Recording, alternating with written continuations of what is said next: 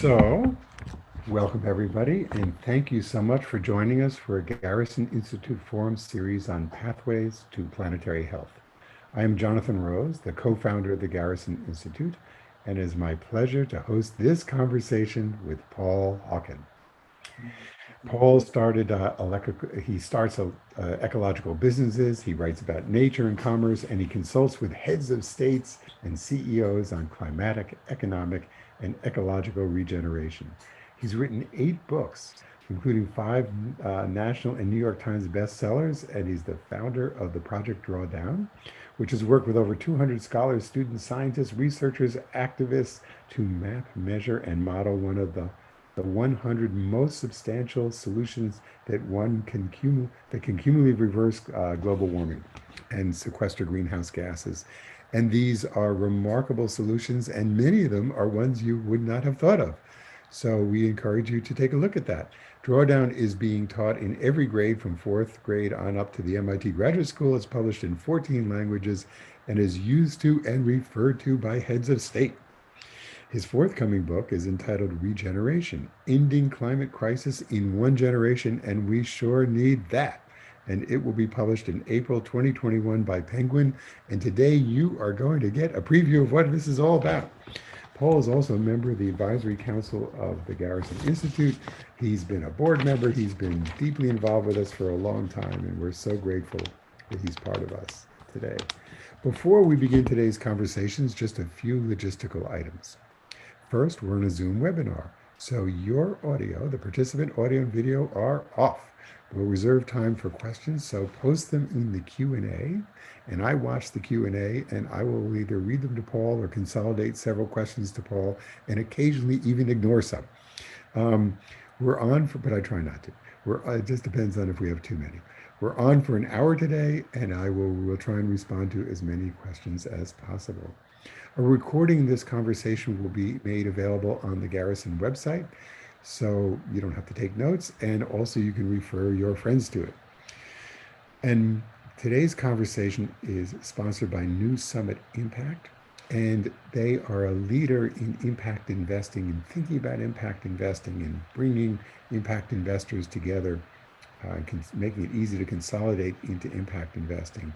And one of the pathways I actually think is important to regeneration is the field of impact investing. And so I encourage you to look at New Summit and to look at the field. Welcome, Paul. Thank you so much, Jonathan. It's lovely to be here. I wish I was at Garrison with you.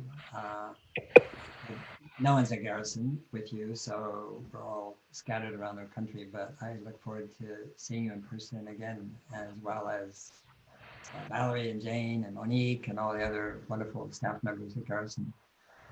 Thank you. Yep, we'd love to be together too. By the way, I got a message, you should be a little louder, so that's great if you can move closer to the computer. Okay. So let's start with soil. So talk to us about soil and then how soil entered your life. Soil entered my life when I was a lad. I very little. Without sounding like a boo-hoo story, it wasn't safe to live inside my house. So in my home was not a safe place. And so I spent every moment I could outside. And outside is where I felt safe. But at the same time, if you think about the inside and the outside, a child can master the inside of a house in a day or less. I mean, there's switches, there's refrigerator, there's toilets, there's water. I mean, there's not much to learn inside a house, to be honest. Outside, it's infinity, in other words. And so spending outside was the opposite of inside, in the sense I didn't know the names of things, I didn't know how it worked, I didn't know what it was, I didn't know what was happening. Lift open a rock.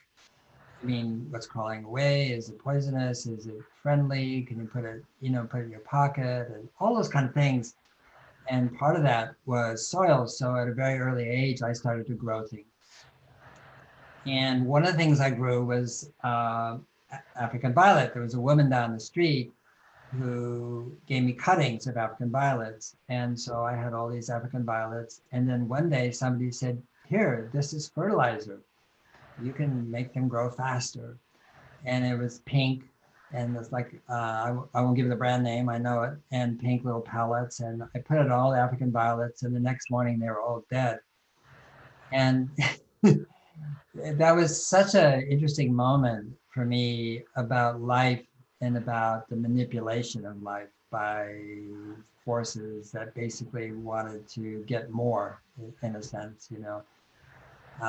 And that started my interest in soil and plants, which then culminated a second time in starting Erewhon, which is a natural food store in Boston. But at that time when I started, there was very few organic farms in the United States. And the ones who were kind of people who, men and women who had never changed, you know, they never became inorganic. They were feisty.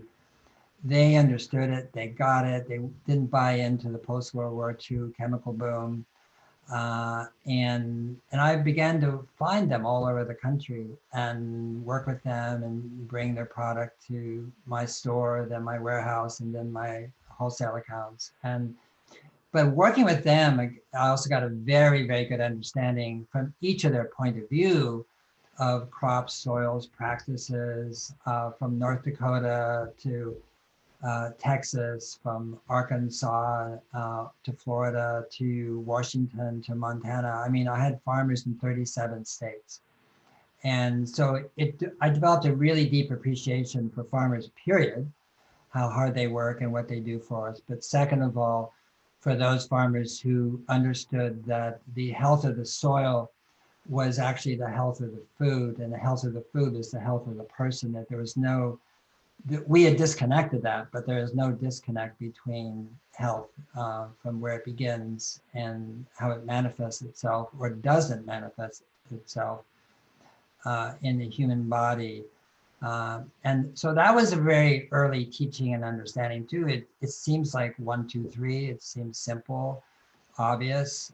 It obviously hasn't been obvious to the United States and to the ag industry and to the food industry, but it definitely stuck and has been with me all my life. So regenerative agriculture, from my point of view, goes back to, you know, George Washington Carver. There's this idea that somehow it's new or post-war or that it's, you know, and yeah, but I mean, he was the first person who began to look at agriculture and the crops, particularly peanuts, from a regenerative point of view.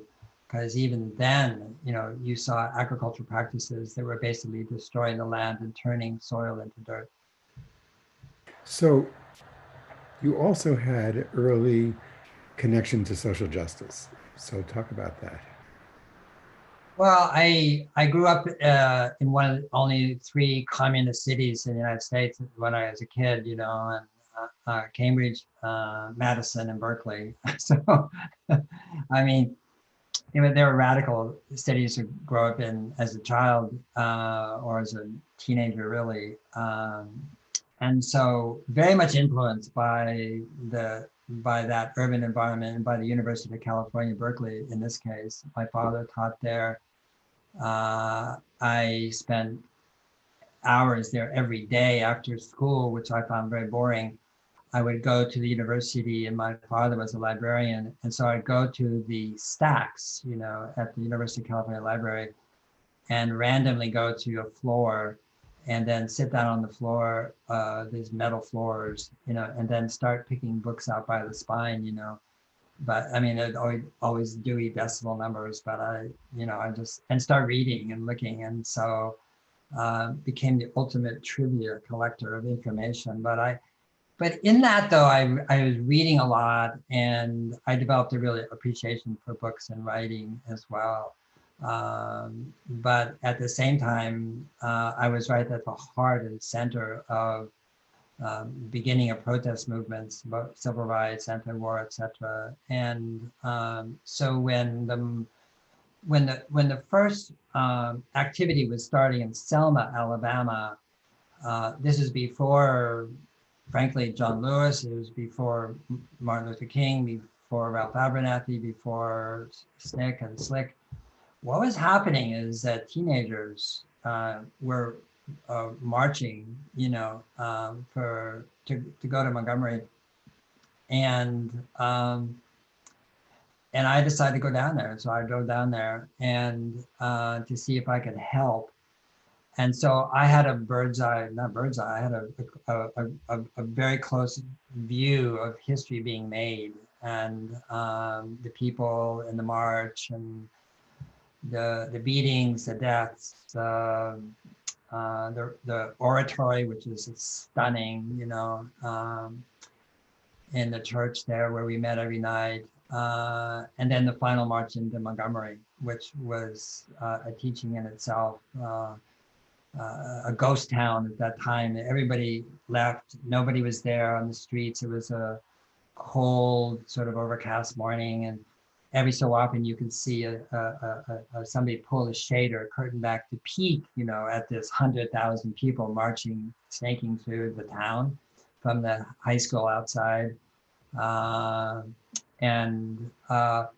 But what I really appreciate about it, and later work with Congress of Racial Equality as a photographer, was that I really got to see hate close up, and what hate looked like, and I can't say what it thought like, but what it was like embodied, and the rhetoric and the physicality of it, and and saw very, very much so that hate was used by the establishment, but it was embodied by people who felt marginalized. That is, white people who felt marginalized. That's who were the haters, and how easily they were influenced and subjected to demagogic, populist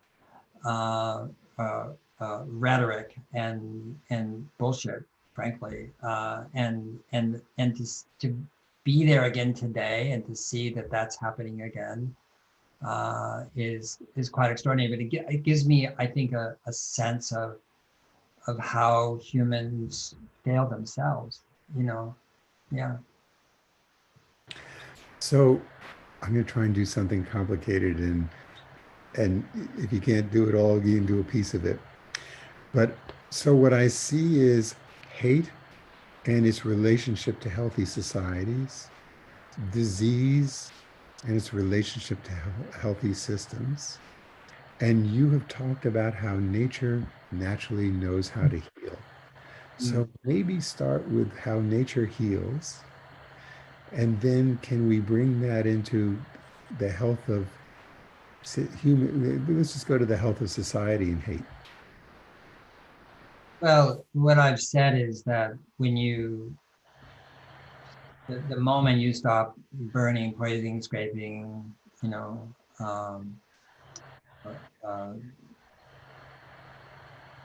nature in whatever form you do, the default mode of nature is to regenerate, and so it's interesting that heal comes whole, and basically nature just keeps becoming whole, makes itself whole again, and it's the default mode of life, and we are life.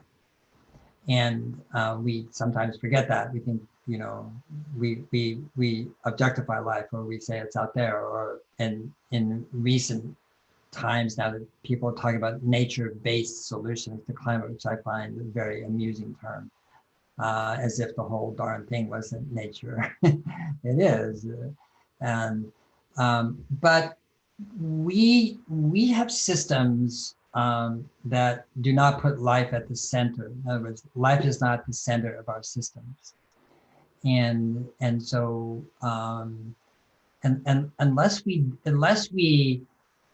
establish systems where life is at the center, whether it's land or transport or food or economics or political or banking or so-called healthcare, then we get degeneration.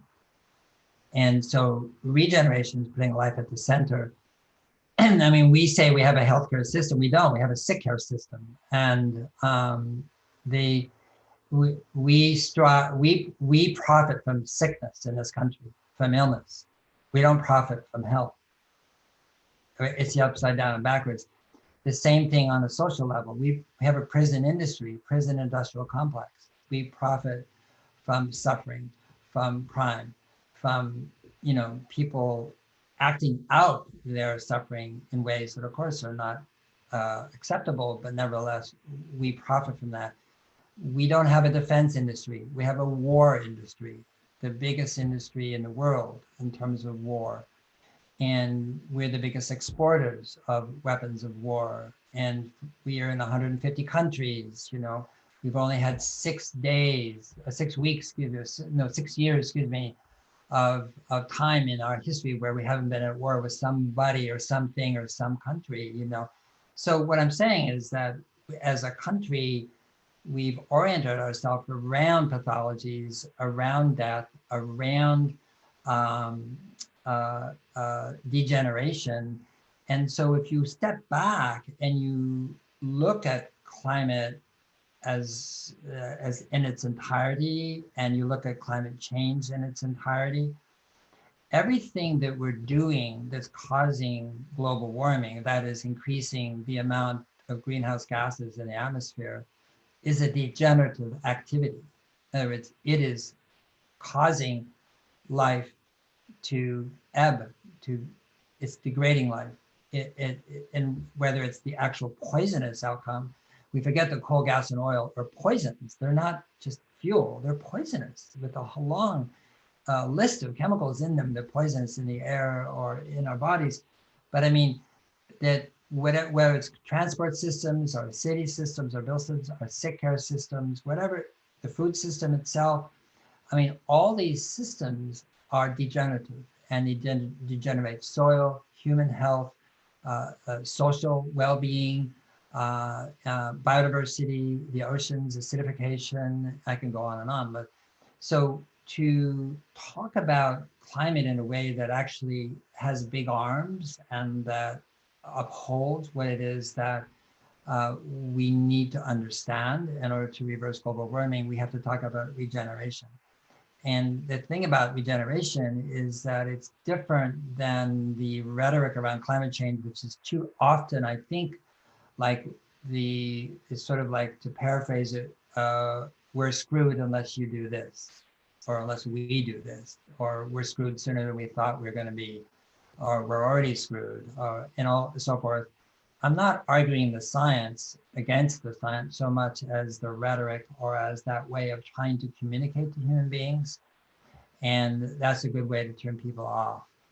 And what's lovely about regeneration is the fact is that it's what more joyous celebratory, what more wonderful thing could one do in one's lifetime but to create more life, to regenerate life. And I do mean that on a social level, on an urban level, on all levels. They're inseparable, and what we see, if we look at, again, at this as a system, we see that we've disconnected from each other. We're wildly disconnected. We think we're connected through the internet. That's not true. We're disconnected as human beings. We're disconnected from nature. And then we've fragmented habitat and killed off so many species and so forth. We've disconnected nature from itself. And so the act of reversing global warming is the act of just stitching this back together, of reconnecting these broken links, which is what better thing to do with one's short life on this beautiful planet. I totally agree. So, what's interesting is I'm increasingly seeing the difference between reality and our mental models of reality. So when you said, we've created all these systems that life is not at the center of, what struck me is life is always at the center of them. We just don't see it. So we may have created a mechanical system, a structural system, a chemical circulation system, and certainly an economic system that doesn't have life at the center. But those systems are just our mental projections, which are guiding us to do stupid things. in a realm where life is always at the center. And you look like you have a reaction to that. Oh, you're on Yes mute. and no. I mean, it depends what you call a system. I mean, if you look at the food system, I mean, Well, the food system, life is at the center of it, but our actions within it are distorted because we're holding a model that's not seeing life as at the center of it, that's seeing profit or something else is at the center of it. I mean, but let's look at the food system the way it is, not the way it should Yeah, be. yeah. And I mean, the largest trucking company in the world is Pepsi-Cola. Okay. It has 17,000, trailers, 17,000 bobtails. It's 35,000 trucks go out every day. So what's in those trucks? Okay. The top, then over 90% of the sales of Pepsi-Cola are in order. Pepsi-Cola, Mountain Dew, the crack cocaine of soft drinks, Lay's potato chips, 7-Up, Gatorade, Doritos, Tropicana. And so 90% of what's going out in the biggest trucking fleet in the world every single morning is junk food that causes obesity, type 2 diabetes, hypertension. And we have a sick care system that when you have cholesterol and hypertension and so forth, you get statin. Okay, you get a drug from the pharmaceutical establishment and so forth. So when I say no, life is not at the center of the food system. What's at the center of the food system is profitability and biohacking our taste buds, because we have an innate longing for salt, sugar, starch, and fat, because we spent many, many, many thousands and tens of thousands of years where those things were scarce. And so that's inside it.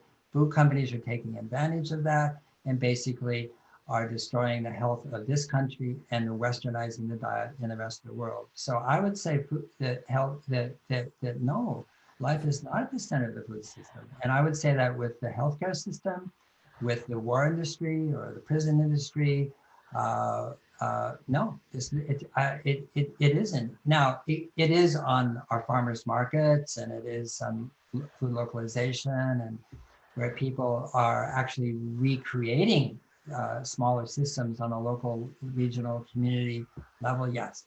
But the overall system, no, not at all. The 10 largest companies are basically nation states in size. They're bigger and GNP than the 100 smallest countries in the world. And they sell junk. I get all that.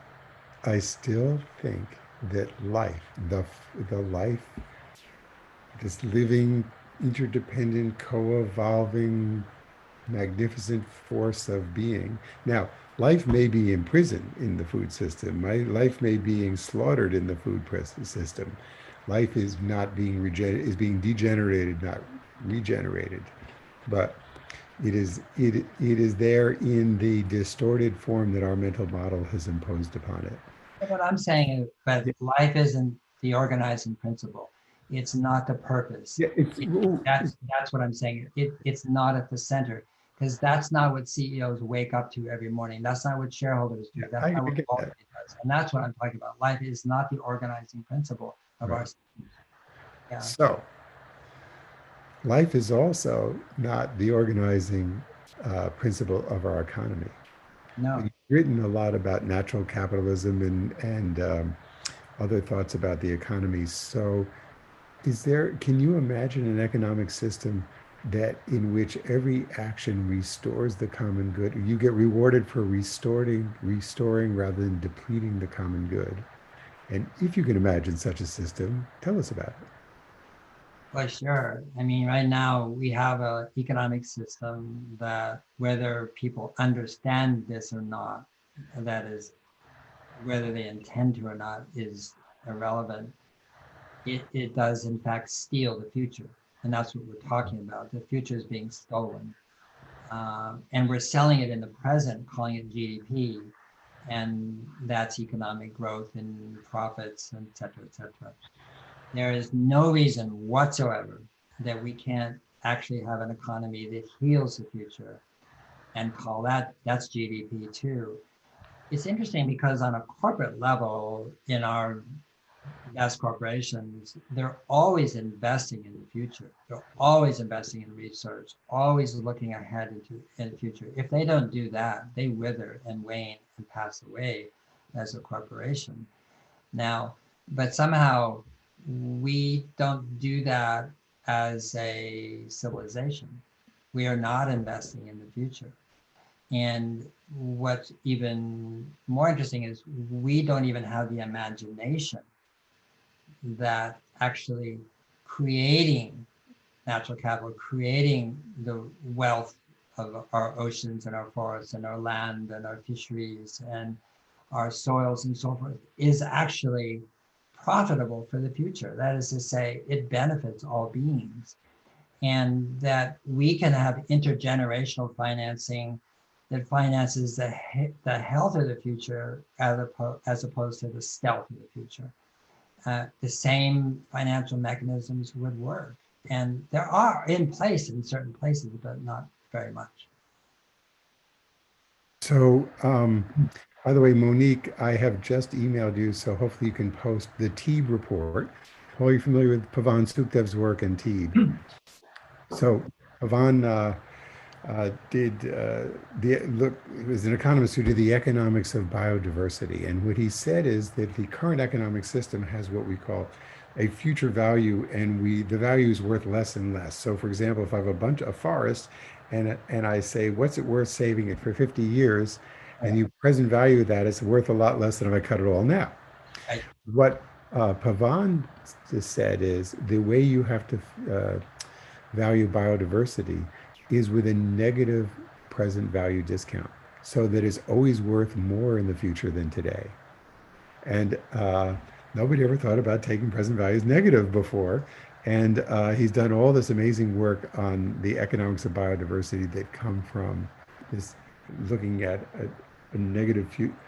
The negative future value is actually a positive, negative discount is actually a positive future value.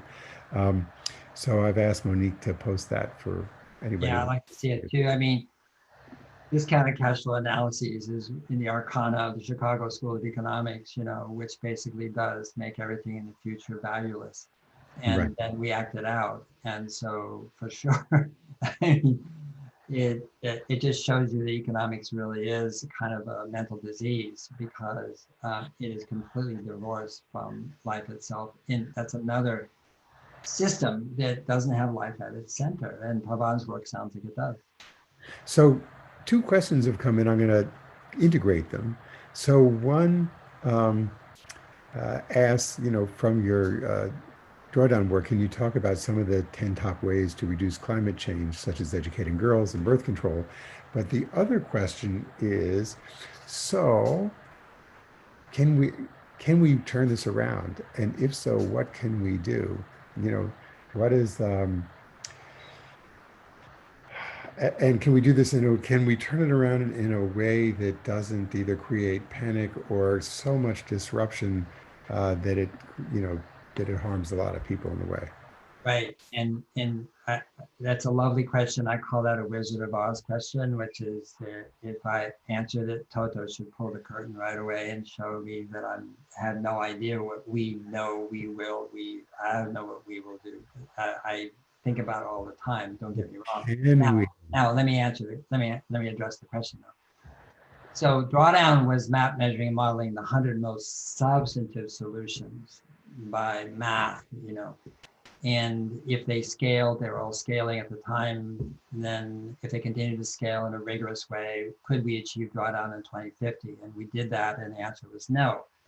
And then we started to say, well, if we accelerated this one and this one and that one and improved the rate of scaling, the answer would be we could. All right, so that's drawdown.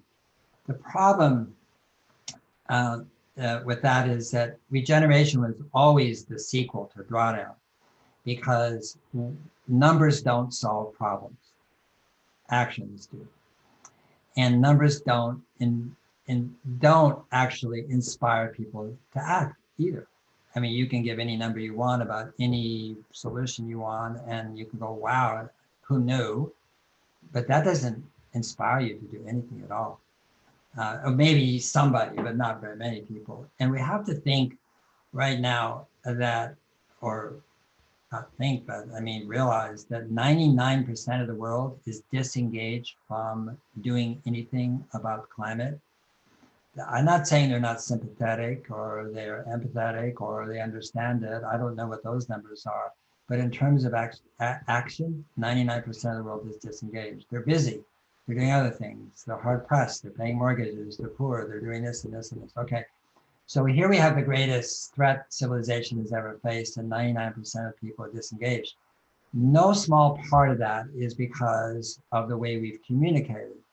And one way we've communicated for decades, and we continue to do it, is that we talk about it as a future existential threat, and the human mind and the human nervous system does not respond to future existential threats. It's interesting.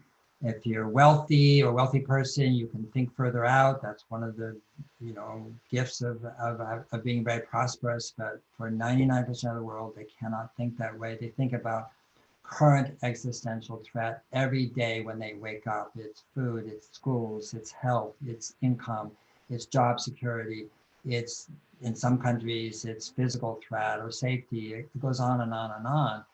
So unless we have a approach to climate that is addressing current human need, we can be sure that we won't accomplish what we need to do, because this isn't a technical fix. Now, are there technologies that radically change our emissions and so forth? Absolutely, and they're amazing and they're spectacular and they're growing, and hallelujah and praise be, no question about that. But we have to be a we in order to do this, not a they. And so often when we talk about climate, we talk about wind farms and solar farms and electric vehicles and this and that. And for most people, they listen to that and they go, I can't do that, or I can't afford that. I hope they do it, whoever they are. And so we have to flip that figure ground thing so that people see the benefit from their activity that addresses global warming and climate change. And that is what regeneration is about. And so rather than having a listing of solutions by impact, it takes the special report of the IPCC SR15 that came out that basically says we have to reduce our emissions by 45% by 2030 and another 50% by 2040 and basically go to zero by 2050. That's the IPCC mandate. And so we take that as our template.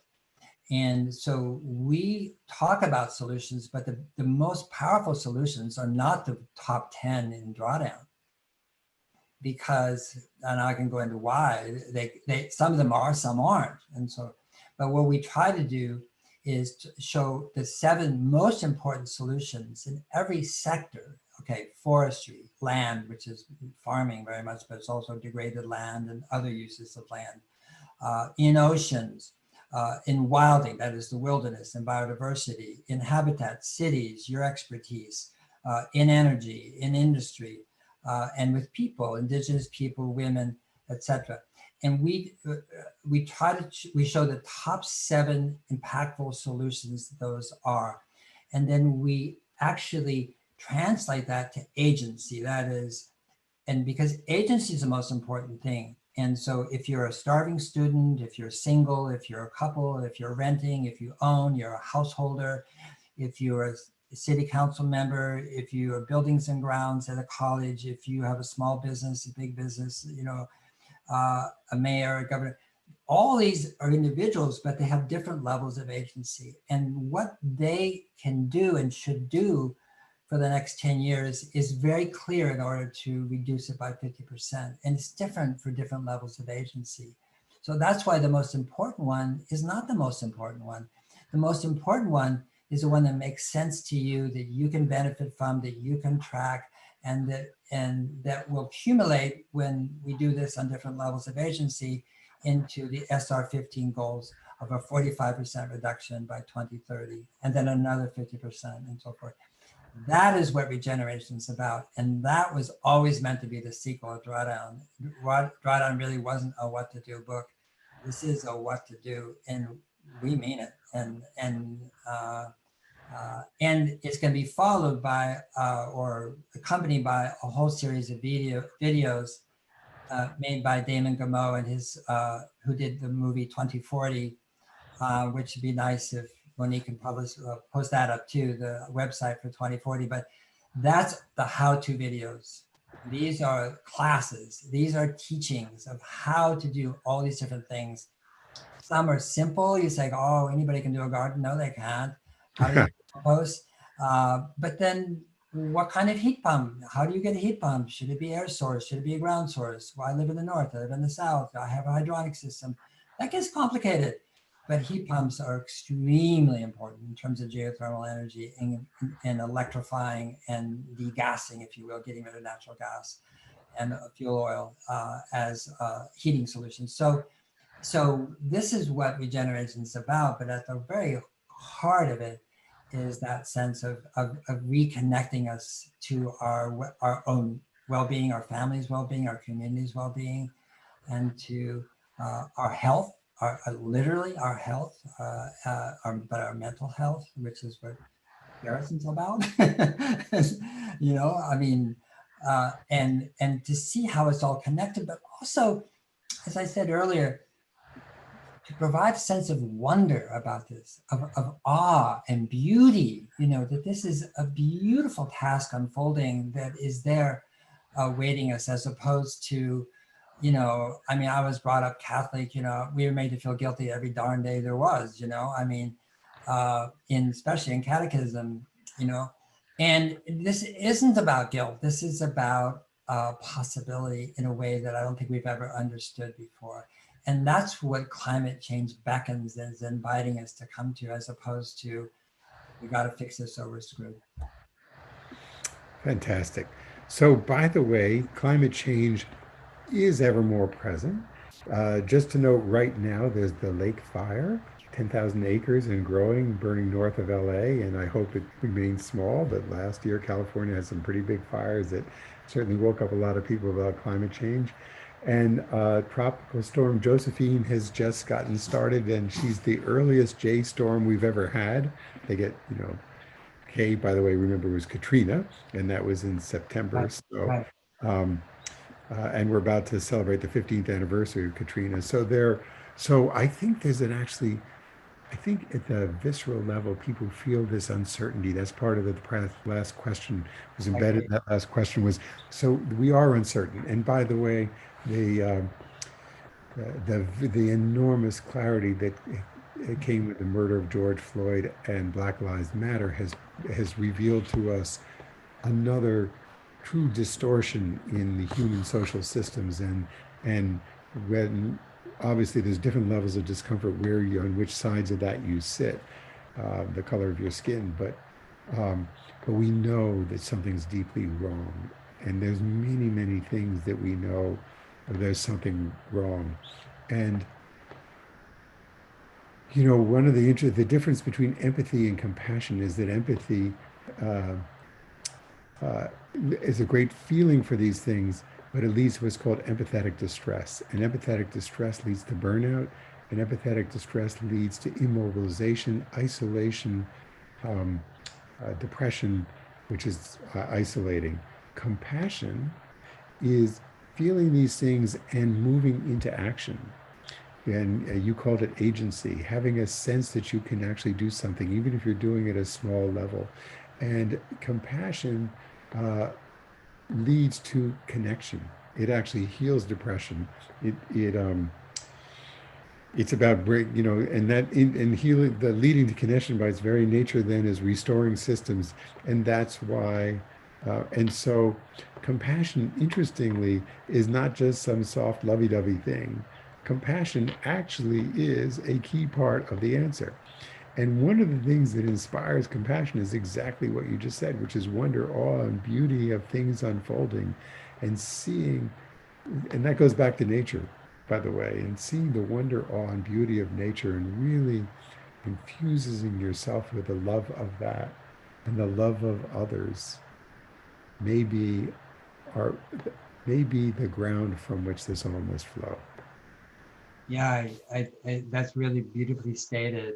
The wonderful thing about, I mean, the lynching of George Floyd, um, it's almost like he's a martyr in a sense. He is a martyr, by the way, but in not in a traditional religious sense of religiosity, you know, dying on a cross or something. He died on a sidewalk. But what he did, or what his death did, was pull the curtain back. And I mean, I've been involved with civil rights, and I well schooled in it, put it that way. You know, I had conflict with the Ku Klux Klan face to face and this and that. I saw it, you know, up close and personal. And I have to say that what the beautiful thing that's happened since George Floyd is this revealing of how this country doesn't work. This country has been based on lie after lie after lie after lie by the colonists, and not just obfuscation, but terror. And so, but the combined with COVID, it's just revealed that our systems are breaking down. That we're dystopian almost. You know, basically we're a failed state, acting like we don't know that. And I think that's an opening, and as opposed to a closing. That's a gift to see that and to feel that. I don't want anybody to suffer personally. That's not what I'm saying. I'm just saying is that, hey, take a look. Is this the world we want to be? Is this the people we want to be? And we don't, you know.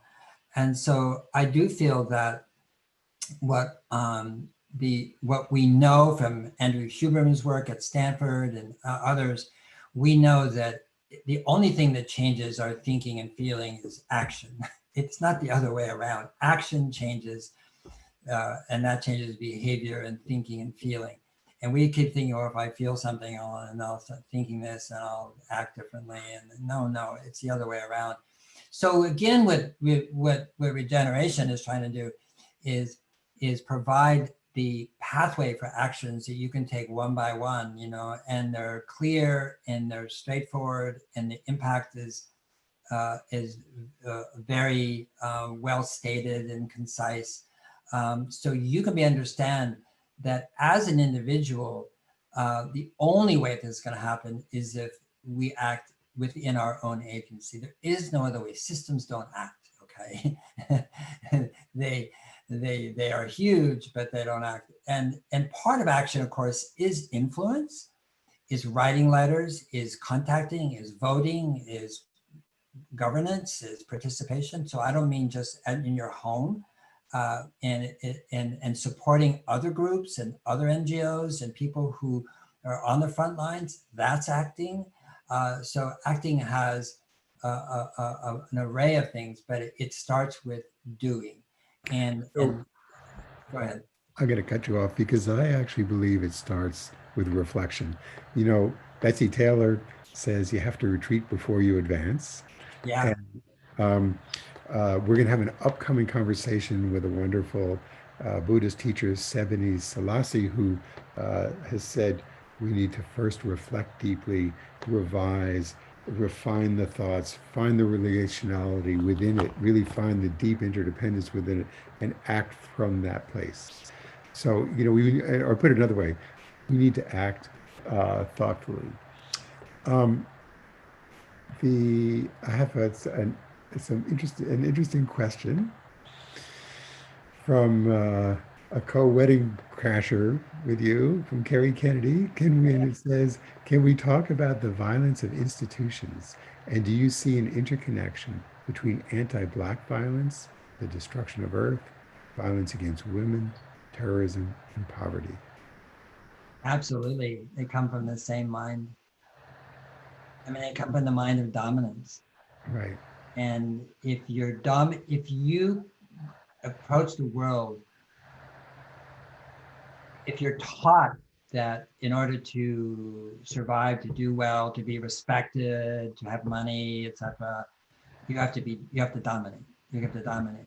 Once that domination is challenged, and that threatens your identity. That threatens your identity, and people act that out, or they use surrogates to act it out. Yeah. Okay, so we use surrogates to separate children at the border. Okay, but no one that's a violent thing to do. But who did it? They were just people, nice people actually. I mean, good employees and so forth. So violence against the earth and people of color and indigenous people and so forth, all of it comes and arises from basically this idea that we have to dominate in order to survive and win. And that show, and here's where we are. Look where we are. Just look where it's gotten us. Socially, politically, economically, etc. Ecologically, it's gotten us to the end of the road. And so they are just the hydra-headed monsters from one source to me. All those different acts of violence. Right. So now let's talk about acts of healing. So Randy Pruitt says hello, and he says, Paul, do you see pockets, areas, or regions of the environment that have the capacity for self-healing? I mean, I think we think they all do. So let's say, do we have ones that are more likely to be seeds of self-healing that can expand out? And his question is also, could Siberia be one of those places? Siberia, yeah, Siberia that's melting. Well, I think self-healing can start everywhere. And I don't see, in some ways, for example, there's 2 billion hectares of degraded land. That is, it's been screwed over. It's soil turned to dirt. It's been stripped. It's been overgrazed. It's been deforested. It's been eroded by rainfall. It's dry. It's parched. It's desiccated. Okay, there's 2 billion acres, 2 billion hectares, excuse me. Yeah, this land to me is like golden because nothing can hold more life, more diversity, more carbon, more water than this 2 billion hectares, because it's empty, it's been ruined. And so we do have the methodology and in order to restore and regenerate these lands. We do know how to do this now, given even the vagaries of climate and weather and much bigger volatility between water, too much rain in the sky, too much water in the sky, too little, at the wrong time, too much heat, etc. Even given those handicaps, we have the methodology to restore these lands and so forth. So I think it's the same thing too. When I was working in urban areas, something about in terms of economic regeneration, I mean, I always found people who were poor, that is to say, economically distressed or lower income, so much more open to possibility than middle class, upper middle class people, because they had nothing to protect, they had everything to create. And I feel the same thing true ecologically, Right. which is that we have a wealth of opportunity both on the oceans and on terrestrial systems to restore and regenerate. Yeah. So I just asked Monique to post an amazing movie called Salt of the Earth. It's made by Wim Wenders and it's about Salgado. Have you seen it, Paul? Yeah. I mean, Salgado, I helped him and I've been at his farm or his property Yeah. and so forth.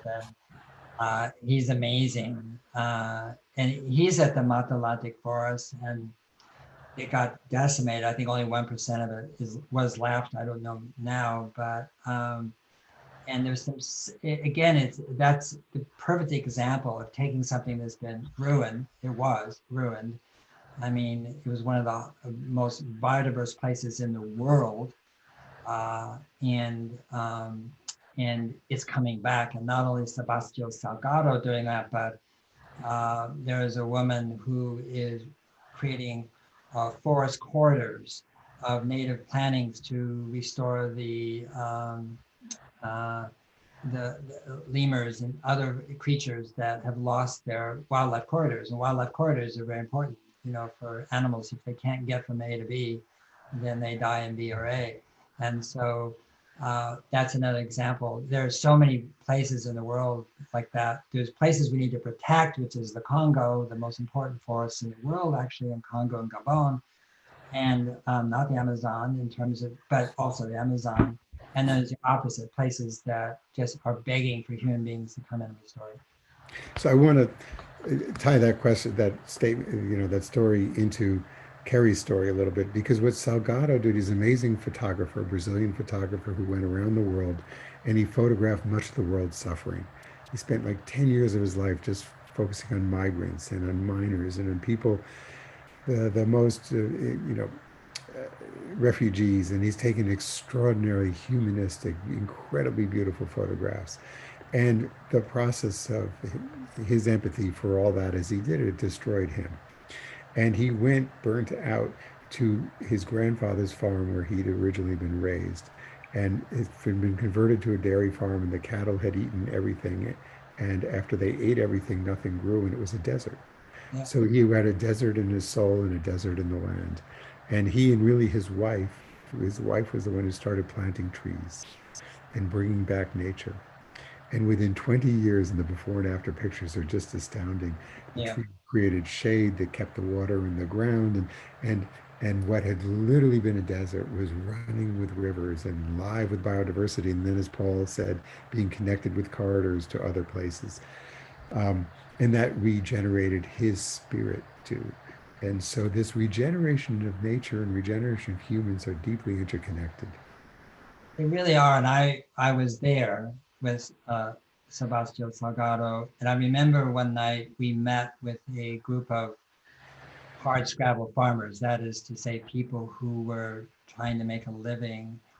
And it was night, and they were a little bit nervous because Salgado is so famous and from their point of view, wealthy.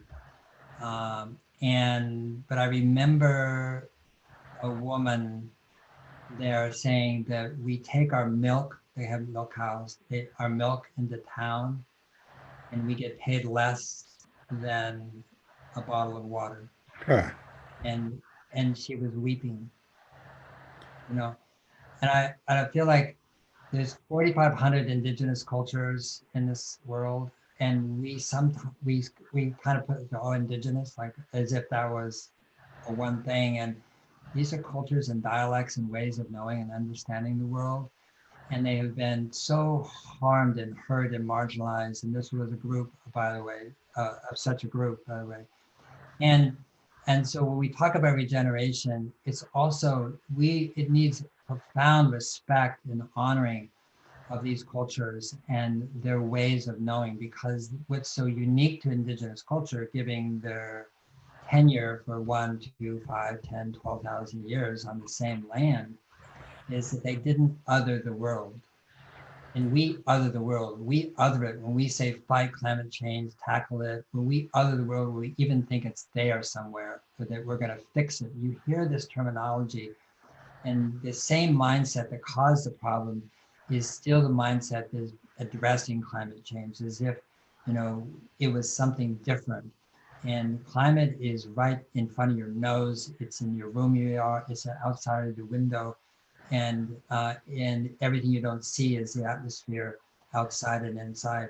And so this way of understanding the world is not that we can adopt it. We were educated as individuals. We're educated to see ourselves as separate, but there is deep, deep, deep wisdom and understanding there that is also waiting for us, just like degraded land. This is not degraded land. This is wisdom and complexity in disguise, because we don't see it, and it's there. We just listen and are receptive to it and honor it.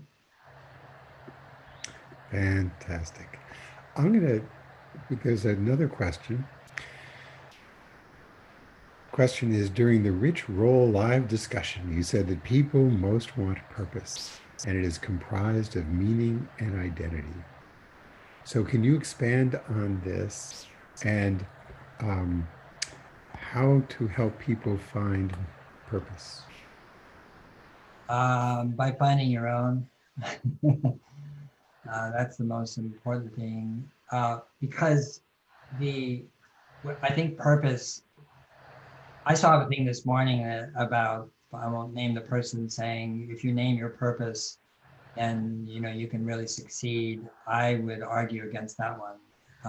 He was using Milton Friedman as an example, who said the purpose of corporations is to make money, and that's what corporations did. Isn't that amazing what happened in the later part of the 20th century? No, it's not amazing. And so I would say purpose arises from, and you use the word reflection. It arises from a letting go, actually, of so much conditioning and that we have taken on to honor our peers or family or whatever. We think we should be this, and this, and this. And purpose arises from actually reflection, from dropping, from letting things go, or just looking at what things look like when you let go of those ideas of what ought to be, should be.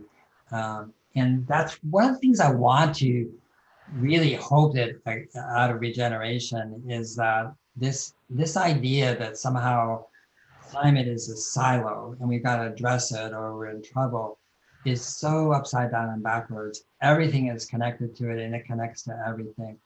And I want people who feel like they're working on behalf of a watershed somewhere, and the biodiversity that is there or that can come back, understand that that's just as important as a contributor to the our need to stabilize climate as is somebody who's working with the health and nutritional needs of a marginalized culture in Botswana or the San people or this, that we actually start to see all the things we're doing that are purposeful, that are kind, that are compassionate, that are generous, that give meaning to our lives, but actually give so much to other lives as well, and so forth, are part of this movement to regenerate the world and address climate change, as opposed to, oh, it's the professors at Penn State, or this person knows, or that person's a climatologist, and we should listen to them.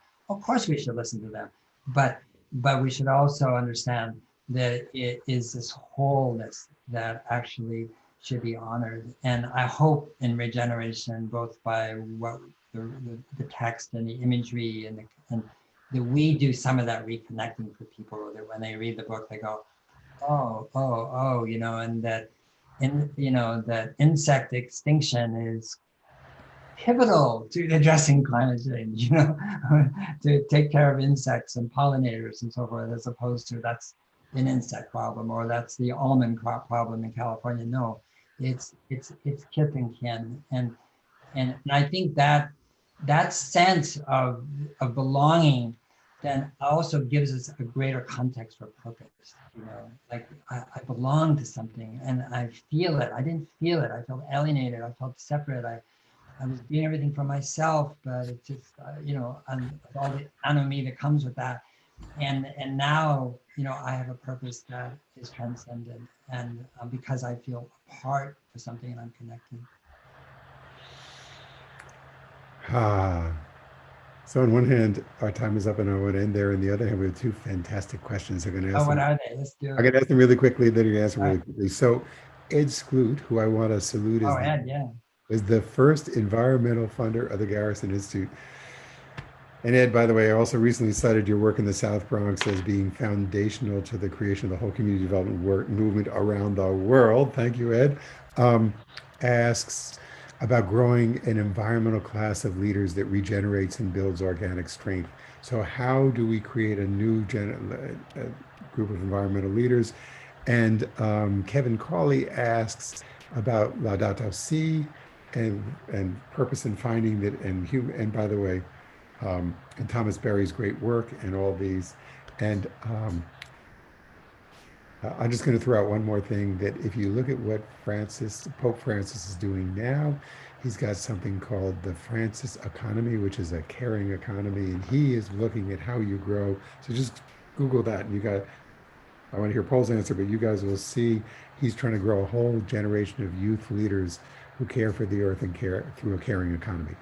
Paul.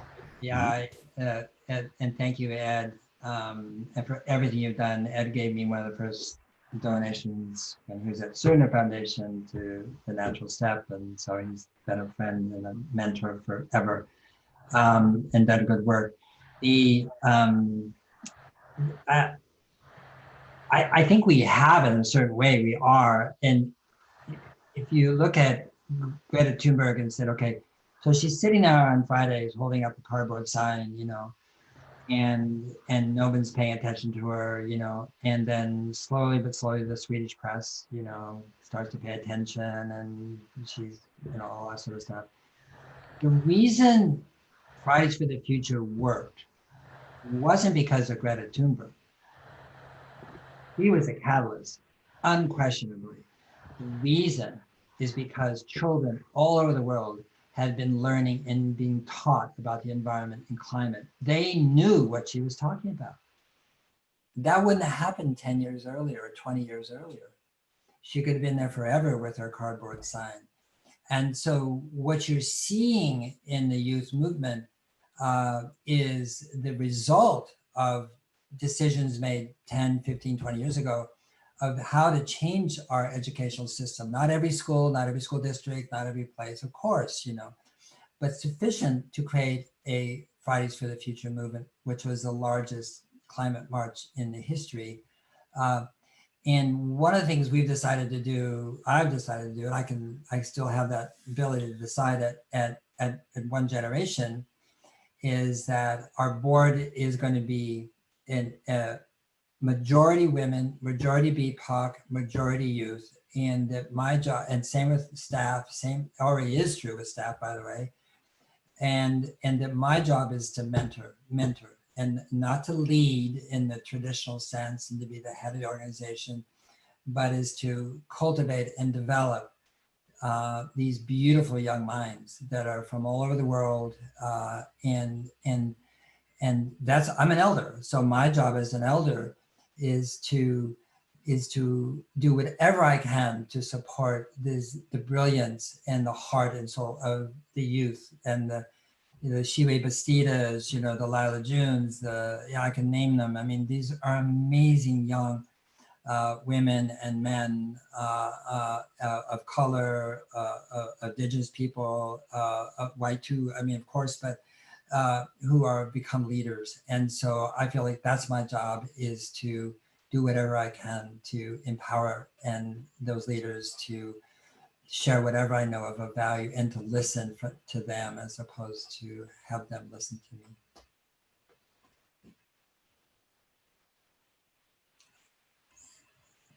Your microphone's Yeah, no, it's a perfect way to end. Yeah. Thank you, Paul. We're going to post one more thing and answer the last question, which is Mary Evelyn Tucker, another friend of the Institute, and John Grimm have written a fantastic book about the life of Thomas Berry. And so we have just posted that too as a resource. Yeah. So thank you, Paul, so much. Thank you, Garrison Institute, for hosting this. Thank you all for attending. Please keep checking the garrisoninstitute.org for updated listings of future sessions and to view the recording on this one. Also, thank you, New Summit, again so much for sponsoring. Our next conversation is going to be on August 19th with Sabeni Selassie, who I quoted a little bit. She's a Brooklyn-based teacher, author, and speaker who explores themes of belonging and identity through meditation and spirituality. She's actually was born in Addis Ababa, and brings a very global view to this. These sessions are offered free of charge, but you are welcome to support our programming by making a donation. And thank you all, and goodbye. Thank you so much, Jonathan. Thank you, everyone at the Institute. Valerie, Monique, Michael, and Jane. Thank you so much. Yeah. All right. Bye. You know what I like? I can still hear you. I know I can still hear you, and they can all hear us. So I'm going to say goodbye, and I'm going to call you. Okay. Okay. Bye.